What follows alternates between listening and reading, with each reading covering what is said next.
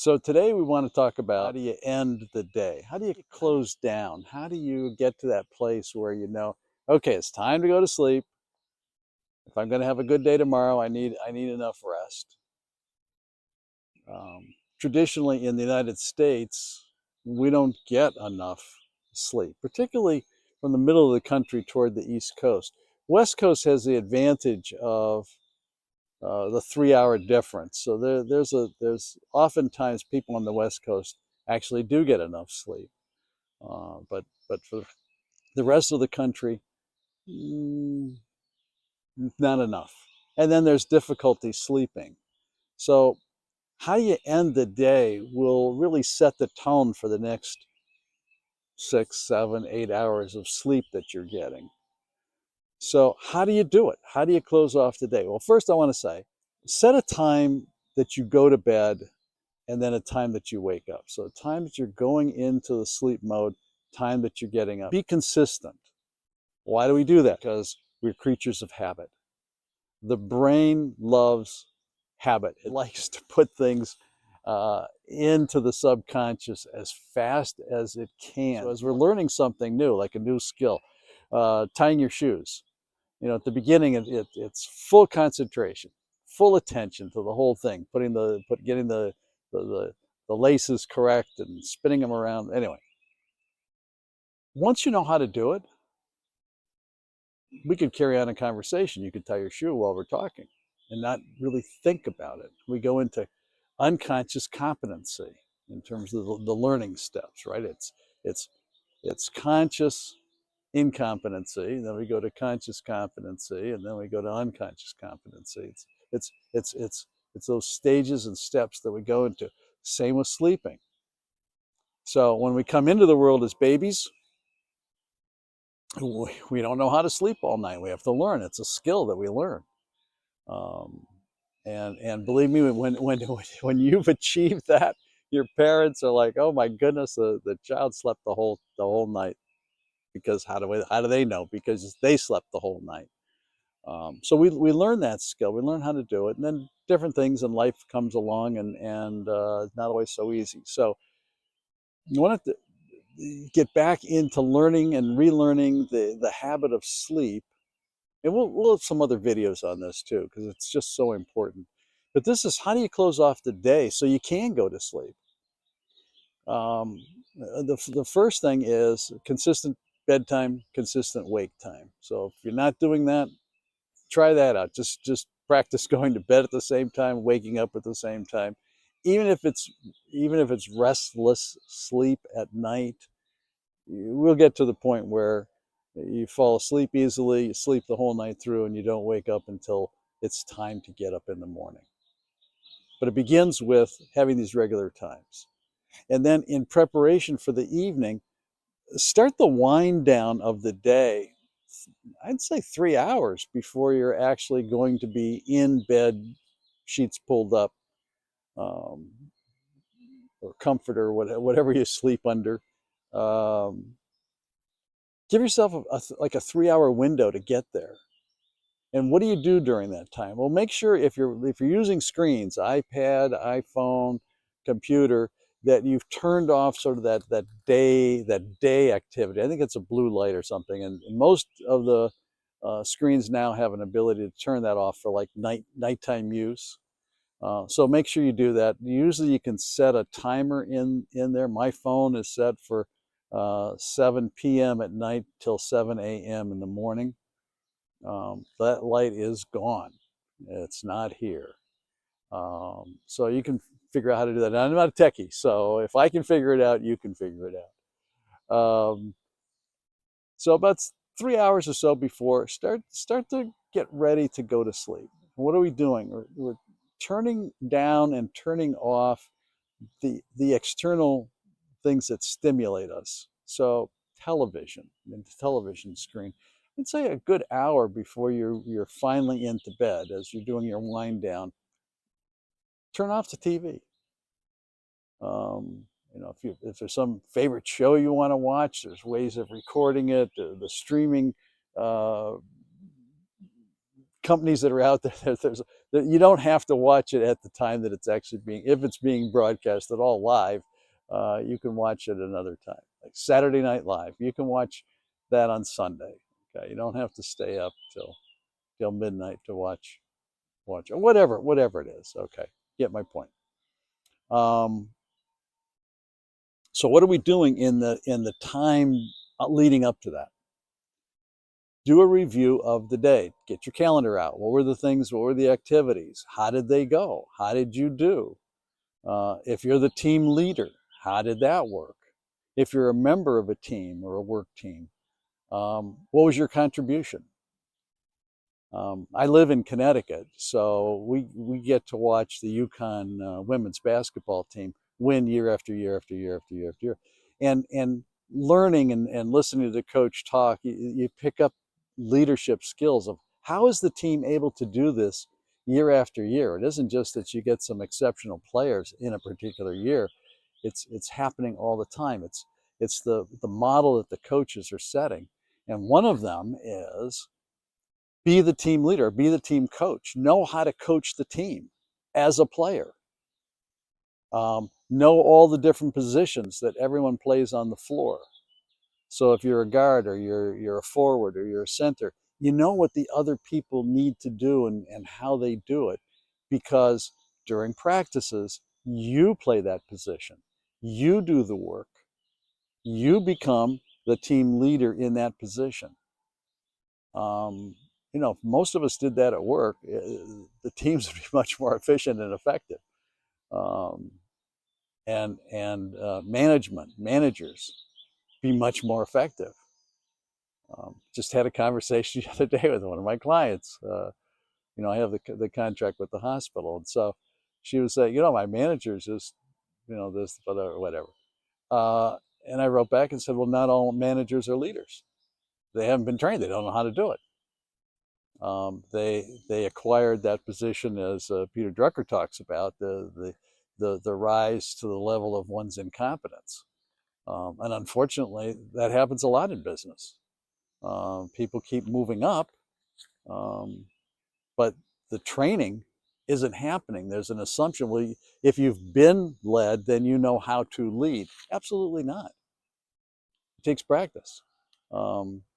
And I'd heard about this from the UConn women's team. There was a few winters ago where we had lots of snow, and the staff couldn't get there. The coaches couldn't go to get into campus, so the women had to do their own practices, be the coaches, be the leaders, and they continued to do that.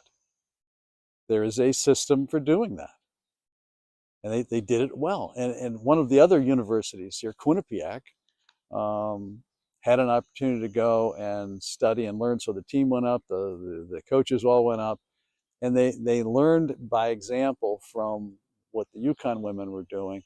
They brought it back, and within a year, they won at their own division level national championship. So being a leader, having these kind of skills is possible for anyone. And it starts with, well, be the leader of your own life. What is the life that you want to have? Design it the way you want it to be. Where are the areas that you want to excel? What are the things that you want to have that are outstanding? And then manifest it. So that happens through actually doing something. And it's learning those skills. So where does it begin? Review the day. How did the day go? Where were the places where you stayed conscious? Where were the places where you were taking your self-image and living it, being present to it? And where were the times that you slipped into unconscious habits, old responses to life, like shifting from life is happening for me and that everything I'm experiencing has a blessing in it, to life is happening to me. I can't believe how bad it is. And one of my clients, I have to tell this story because one of my clients is in that kind of new experience of making that shift. And some days having great success with it. Other days it's just, and yesterday was one of those days for her where it's just terrible. So as we were talking at the end of the day and saying, well, where did it happen? How did you slip from I'm on a rise, I'm going exactly in the direction that I want to go in, everything is falling into place, to I'm getting beat up, I'm not sure that this is the right thing for me. Da, da, da. And so we traced back the steps and found where the couple of things happened, and that conscious self-image slipped away and got back into the old self, and ego takes over. And egos is always there to try to protect you. And what it does is it goes back, it regresses to a time where you may not have been happy, may not have had much success, but it wasn't killing you. So it's trying to find a place to keep you alive. And it's afraid of anything new. It's afraid of any change, an emotional change where, oh my goodness, I'm happy. I'm enjoying my life. I'm excited about being alive. I'm excited about waking up today, and I can't wait to see what the day holds. So to get there, there's some things we need to do as we wind down the day to sort of do the review. So we did that review with her. First thing this morning, she sent me a quick text saying, I get it. I'm going in with renewed enthusiasm. I can't wait to see what happens. She says, I'm a little nervous about it, but I'm turning the nervousness into excitement. And the interesting thing in terms of a feeling in the body and the way the body's responding, excitement and nervousness, same thing. So move away from being nervous into being excited, same internal feeling, and move forward. She pulled open a drawer to find a stethoscope, looked down, and there was a card laying across the stethoscope that said, "You've got this. You've got this." So she took a picture of it and sent it to me. She said, I see what you mean, is that life supports us. There's signs all around. When we tune into our higher self, signs all around that it's supporting us. We've got this. You've got this. I know you do. But it begins with, how do we close off the day? So you close off the day with the same kind of confidence, reviewing the day. Where were the places where you slipped a little bit? Just acknowledge them. You don't have to do anything with it. And then where are the places of achievement? Where are the places where, hey, this is a thumbs up. You did it. You got it. It's working for you. And just find those places, identify them, highlight them, maybe do a little magic marker or whatever. Just, hey, this was good. Yeah, there were a couple times where I slipped, but this is it. So you review the day and then close the day off. It's done. You cannot go back and undo. You can't go back and unsay. You can't, there's no redos. If you need to make amends, go back and make amends. If you're one of those managers that said some things or did some things that need to go back, go back. Say, hey, I'm sorry. Do that tomorrow. Talk to the person. I want to be a better manager. I want to show up differently in your life and in my life by being a different kind of leader. Great. On the right path.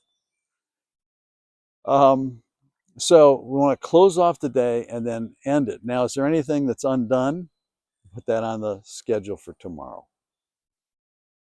And then plan tomorrow out. Have your calendar there. What are the things you're going to do tomorrow? So that as you go to sleep at night, you're not worrying, trying to figure out things, you're not trying to plan. That is not a part of what we want to use the night and the dreaming and slipping from consciousness into that unconscious field, that collective unconsciousness that goes out. We don't want anything left over from the day before. Absolutely not. So make sure the slate is clean. You know exactly what you're doing, when you're going to be doing it. Have it on your calendar. Doesn't mean tomorrow's going to go that way, but tonight, as you're closing off this day, it's finished. It's done. So now that's enough with the calendar stuff. So see, it's going to take a little while. That's why I'm saying do the wind down give yourself a couple, 3 hours to do this. Maybe turn down some of the lights. Now we've sort of done the homework, and I've gotten into how I want to show up tomorrow, and this new life by design. And I want to let my my higher self, be much more present. I want to be in tune with the universe. There's a part of me that is designed by the universe, for the universe. I'm in touch and in tune with it. I want to enhance that. So whatever I need to do, there may be some music you want to have playing in the background. What's the soundtrack of your life? A lot of the popular music and even the other, the old time tunes. If you listen to what's being said, you don't want that as part of your life. They're playing songs of love, but not for me. uh, Blue Moon, no, no. Do you want that? Because most people don't. When they call me up and they're trying to figure out their life, it's all the stuff that they don't want.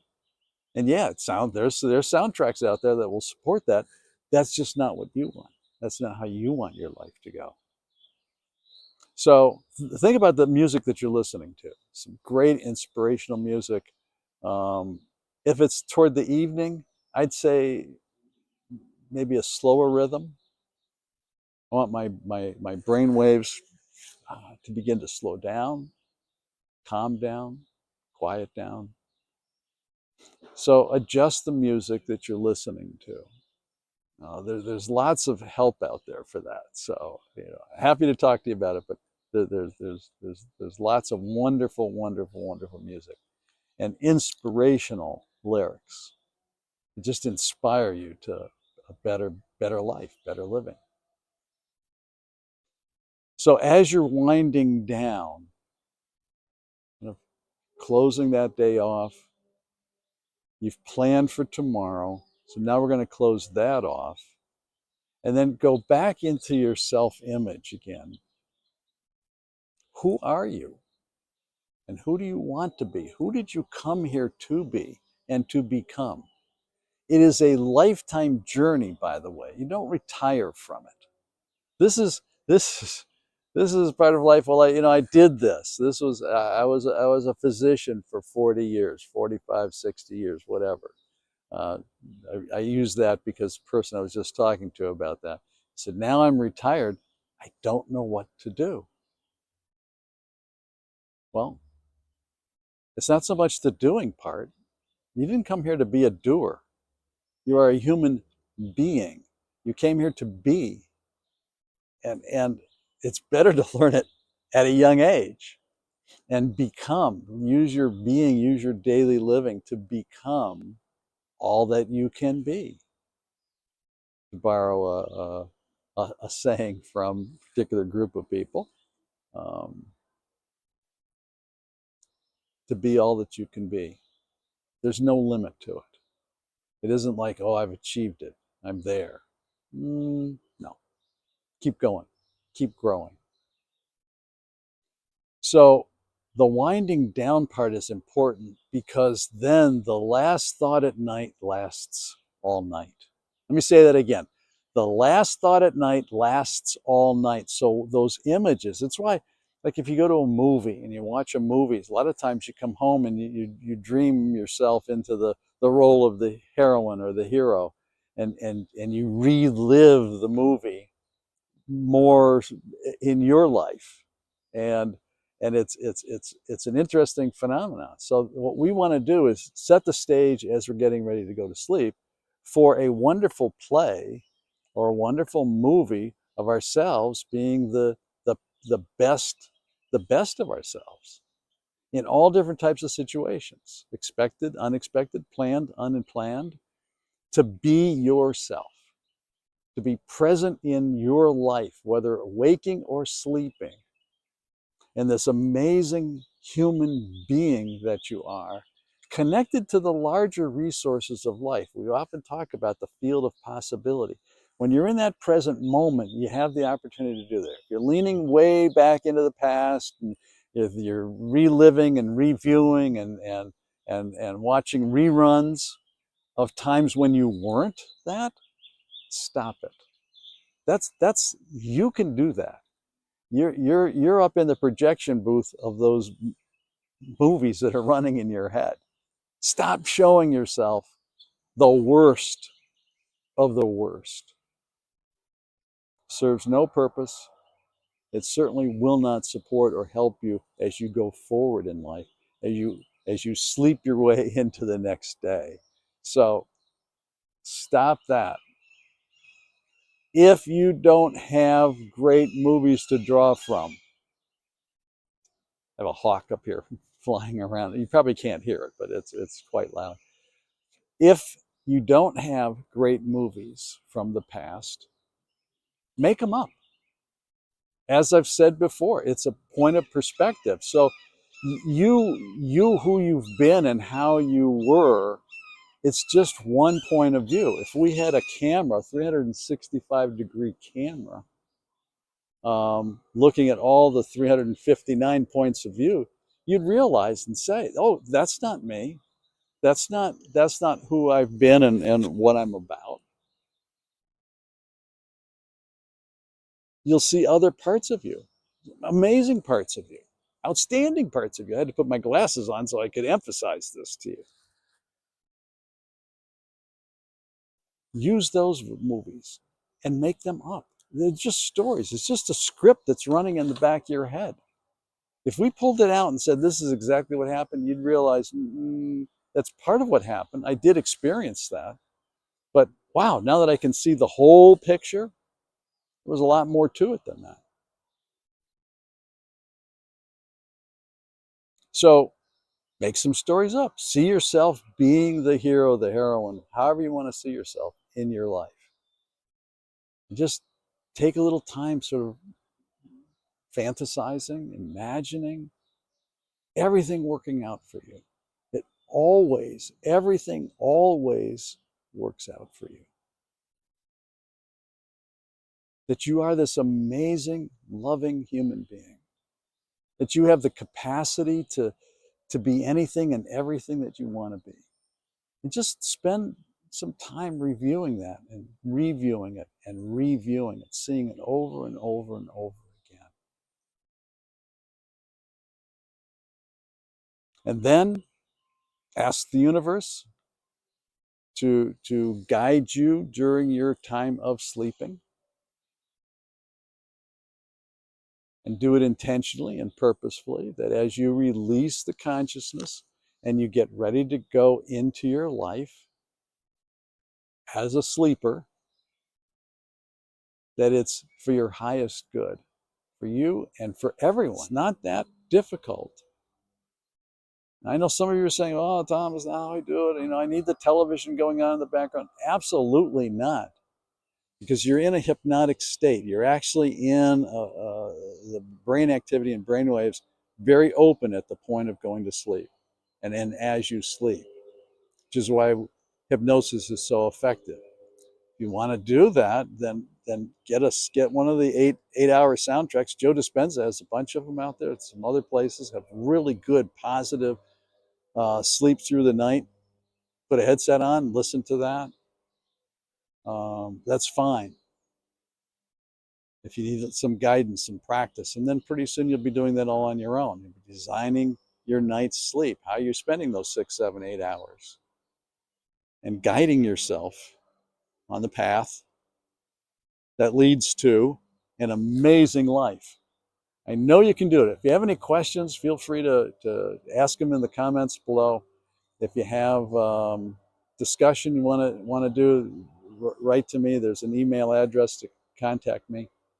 I hope that you've already subscribed to the channel, but please do. Like this video, share it with other friends, have some discussions about it. But let's all start using our sleep time as part of our life design time and just create the most amazing life possible for you, where everything always works out and there's plenty of everything. All your needs are met. Life is beautiful, where you're finding joy and peace, serenity, tranquility, because that's what you're experiencing every night as you sleep. All the best. Love you all.